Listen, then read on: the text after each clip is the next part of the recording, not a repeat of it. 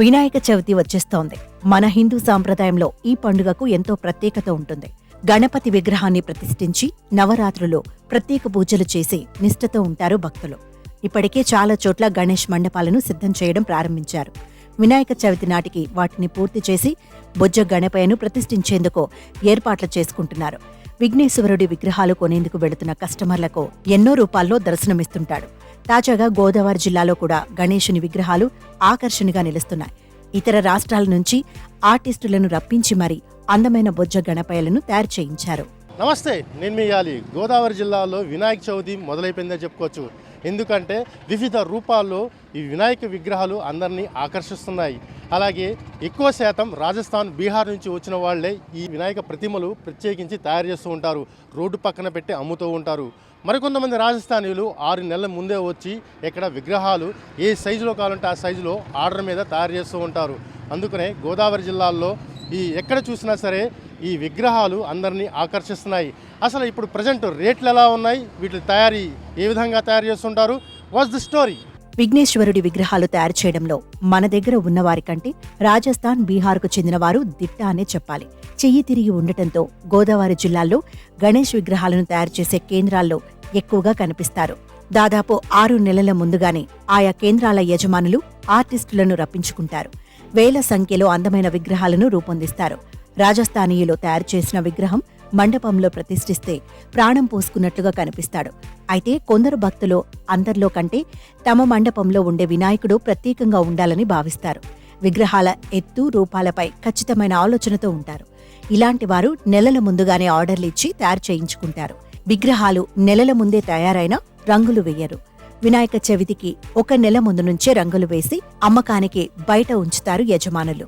ఇక భక్తులు వచ్చి ఇష్టమైన, నచ్చిన విగ్రహాలను కొనుగోలు చేసి తీసుకెళ్తారు. నా పేరు సూర్య అండి. మేము గత 15 సంవత్సరాల నుంచి చేస్తాం ఈ బొమ్మలు. మహారాష్ట్ర, బీహారు ఇలా ఇక్కడ నుంచి మనుషులు తెప్పించి బొమ్మలు చేపిస్తాం. పెట్టిన పేరాలకి వాళ్ళు బాగా చేస్తారు బొమ్మలు. 15 సంవత్సరాల నుంచి చేస్తాం బొమ్మలు. ఒక 3 నెలలు 4 నెలల ముందు నుంచి తెప్పిస్తాం మనుషుల్ని. బొమ్మలు కళ్ళు గీస్తాక కానీ చాలా బాగా చేస్తారు బొమ్మలు వాళ్ళు. ఇటువంటి అంటే వచ్చినాయి, ఒక 5-6 రకాలు వచ్చినాయి. 5-6 రకాలు కొన్నా ప్రత్యేకంగా బొజ్జ గణపయ్య సింగల్గా ఉన్నది బాగుంటుంది బొమ్మ. వాటి మీద చాలామంది జనాలు అవి అడుగుతున్నారు. పెద్ద విగ్రహాలు అడుగుతున్నారు, 9 అడుగులు 10 అడుగులు. ఈ చిన్నవి ఉంటాయి అనుకున్నాం కానీ పెద్దవి అడుగుతున్నారు చాలామంది, పెద్ద విగ్రహాలే. విగ్రహానికి మాకు మామూలుగా అయితే దీపావళి వెళ్ళాక అచ్చులు అవి తెచ్చుకుంటాం. వల్ల తెచ్చుకొని ప్రత్యేకంగా ఒక గూడం వేసి చేపిస్తాము.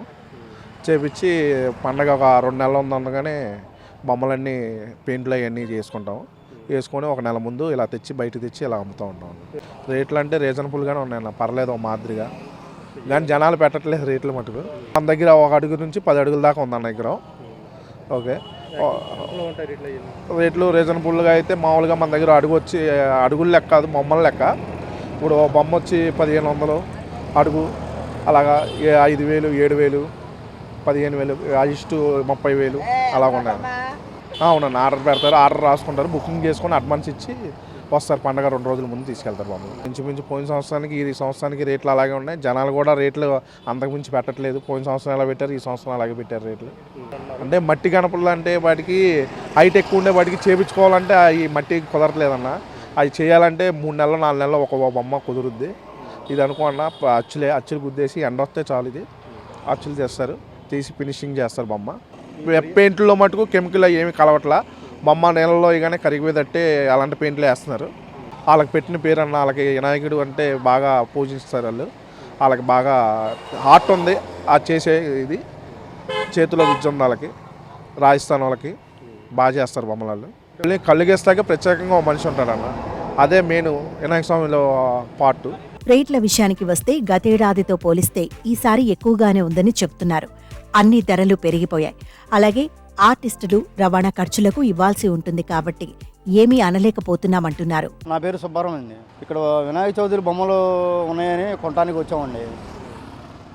రాజస్థాన్ వారు తయారు చేసే బొమ్మలు ఎలా ఉన్నాయని ఆ రంగులు, ఆ బొమ్మలు చుట్టి ఏమన్నా తక్కువలో వస్తే తీసుకుందామని వచ్చామండి.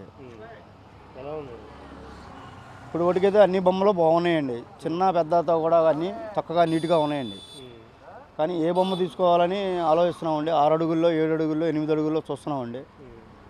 మరి వారు రేటు ఏ రకంగా ఇస్తారని ఆలోచించి దాని ప్రకారంగా తీసుకుంటామండి. గత సంవత్సరం కంటే ఈ సంవత్సరం కొద్దిగా బాగా ఎక్కువగా చెప్తున్నారండి. వాళ్ళ ఇబ్బందులు వాళ్ళకు ఉంటాయి కదండి. మనం కూడా అలా అని మనం వాళ్ళని ప్రోత్సహించాలి కానీ చేయకూడదు కదండి. ఏది ఏమైనా కొద్ది రోజుల ముందుగానే గోదావరి జిల్లాలో వినాయక చవితి సందడి మొదలైంది. వివిధ రూపాల్లో ఉన్న గణపయ్య దర్శనమిస్తున్నాడు.